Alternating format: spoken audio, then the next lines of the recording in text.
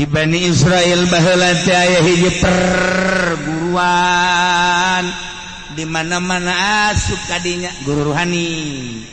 Kita puasa tapang ngaranna Riyadhah 40 poe 40 peti. Lanjut ku ari ge masih. Dari masih bae di Israel, di Bani Israel.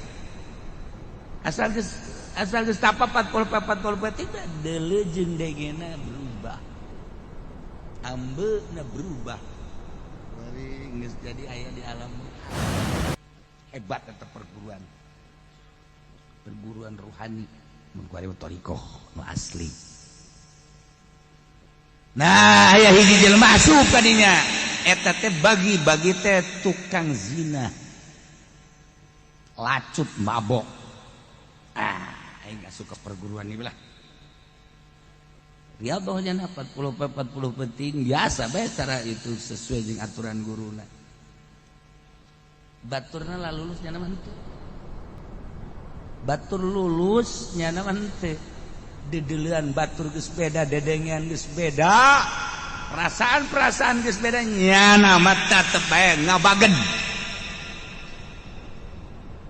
Laporan ka guruna. Cenah cak Kangjeng Nabi man akhlasa lillah 40 subahan zaharat yanabiul hikmah min qalbi ala lisan. Kula geus kurang kumaha cak cenah ieu. Nges ninggalkeun lembur, ninggalkeun dahar, ninggalkeun nginum, ninggalkeun jima. Tapi kok batur lalu lulus kula henteu? Mana ucapan Kangjeng? Bau nungtutnya na. Cak guruna tenang. Dipandian ku guruna. Pandian doa. Bareng guru. Bareng sia. Doakeun. Di mana ieu sih kasalahanana minta ka Gusti Allah ya Rabb ieu budak teh hayang bener tapi ieu geus di Riyadhahan 40 teu penting masih keneh di mana kasalahanana dibere ilham ternyata korengnya anak jadah anak zina bahkan indungna masih zina keneh gangguan nanti indung gangguan nanti langsung didatangan ku guruna. Wah, order ya jago. Siapa tuh nyokan pakai sorban meureun, anggap order bae. Kecuali si eta los. Aduh, yaksi. Ini bangsa apa beresnya. Lu datang teh pajadak ngorder. Naon sih? Ieu kalengitan anak leungit sakira anak kudu. Aduh, tukang neangan order. Lain masalah gitu. Bi anak aya di pesantren pula. Di pesantren. Sanunita teh budak pondok. Aing mah teu sudi teu ridho. Oh, paingan. Tuh kan? Jadi ieu budak teu nepi-nepi teu eueuh ridho ti indung. Iya cek manehanana ieu anu jadi cikal bakal ngalanjutkeun perjuangan naon lah pokoknya perjuangan maksudna perjuangan naon bisnis non migas.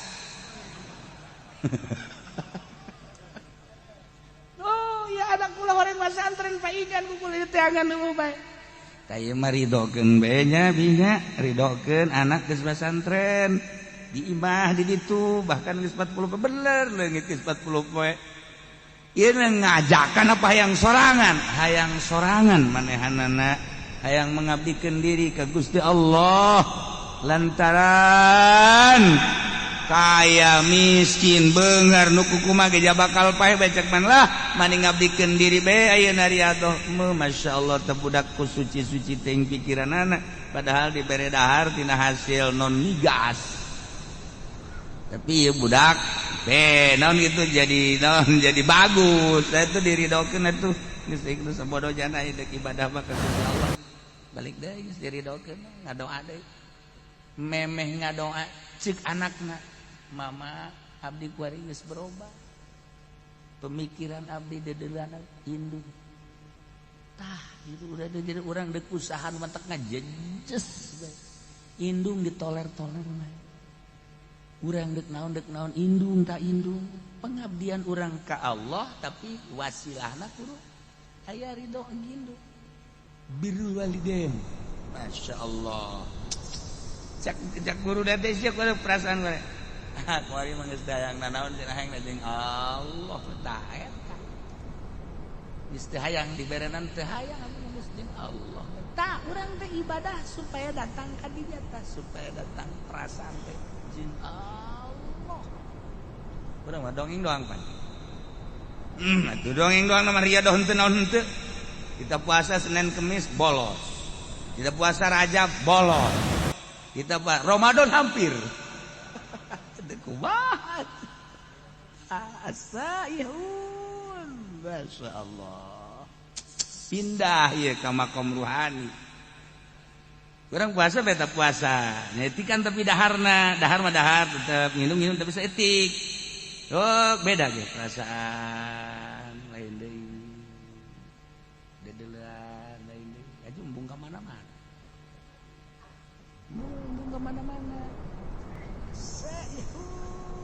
tuh kan ya kari Lailah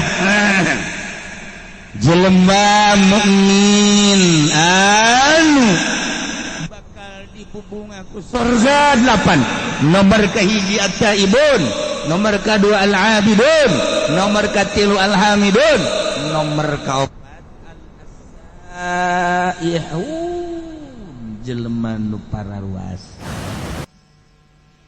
ninggalkeun kalagatan dunia menuju ridho Allah atawa talabatul ilmi ninggalkeun lembur demi untuk meraih ridho Allah melalui ilmu Allah teu asup salian teh ilmu Allah mah ilmu teh kan kabagi dua aya ilmu dunia aya ilmu akhirat nu dimaksud di ilmu akhirat ilmu dunia mah kacau bae ilmu dunia nama ilmu dunia nu lain ilmu akhirat ilmu dunia kacau ieu mah ilmu akhirat atawa guzat al mujahiduna fisabilillah mantak Kangjeng Nabi Isa disebut Masih Saihun Masih Isa Al-Masih Ibnu Maryam Isa Masih teh nya nama teu boga tempat Kangjeng Nabi Isa mah teu boga tempat tinggal mantak leumpang we terus sama dakwah terus Masih Ibnu Maryam itu boga tempat mantak urang kuari riweuh amat teu boga tempat bagi kudu membingung Kangjeng Nabi Isa mah teu boga bogain sajengkal aja ya Allah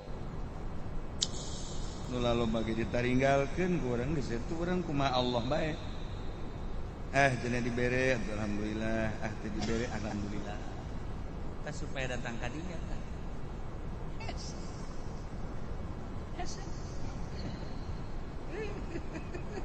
karena balalender budak jasana aing mah teu pernah ngawakafkeun eta ka masjid. Kok pajar wakaf? Ieu teh bapak kolot wakaf. Atuh kunaon teu bebeja ka aing teh bapak kolot digok. Kahayang aing bapak kolot ngawakafkeun teu bebeja ka aing. Geus aing masjid dijual. Masya Allah, kayak lain nambahan wakaf, pendahan ngejual wakaf. Lalakon lamun geus caritakeun alam ruhani kapan kudu aya anu ngatur tentang ruhani ngaranna eta teh ilmu batin nu ngurusan ilmu zahir mah gampang kadeuleu ku mata tapi ngurusan ruhani mah anu bahayana jelema anu encan usul ka Gusti Allah geus milu-milu urusan batur ngabeat kita zikir milu torikoh ka manehanana dengan catatan kena mayar maharna make emas goblok ruhani sih make mahar iknat sama kos kitu bae eta loba murid kita teh loba murid aya loba murid bapan alhamdulillah balum mere salah atau aing mah yang loba murid teh lain masalah aya dibere abeh agung abah agung aing kulobaan mangke salah lumantak mun encan usul ilallah ulah osok ngabeat batur sorangan heula sorangan geus datang ka mana perasaanana aju aya tanda jelema nu geus usul teh aya tanda minimal 3 tanda minimal geus teu bisa dibohongan geus ketika aya jelema nu ngasup-ngasupkeun thariqah saha guruna anu kan aya tanda aduh karunya amat eta takabur teu budak ngasup-ngasupkeun thariqah ih jangankeun ibadah urusanana aya syariat syariat thariqah mah lain kudu geus usul ya tuh usul nu nyaho tama iwal ti Allah pan aya tanda tangkal ge dipelakeun sirungan kadeuleu kurang sirungan aju kembangan kadeuleu aju buahan atuh sarua teh ge ku ahlina mah kanyahoan tah ieu kan ku ari loba thariqah kajajaden main beat bae make emas sekali beat 10 gram atau sapi hiji teu mah ilmu jurig teh bagus kitu mah eta teh ceri bakalah asal bala bisa zikir we ulah atas nama tori setungtung make atas nama thariqah make aturan ikan dek mindahkeun alam tina alam jasad ke alam ruhani kan di alam ruhani urang urusan roh tinggalin ke bakalna jasad zikirna ge kan urang teh kuari mah zikir ruhani geus lain zikir jasad geus lamun zikir ruhani engke urang bakal ngelengan sebab dibawa kana roh geus kudu anu ngabimbing ieu teh bas sudah asa ya jelema anu ngalang-lang buana berangkat ninggalkeun jasad hendak menuju ruh as-sai'un batak di manaan as-sai'un pasti atuh surga ieu mah jelema surga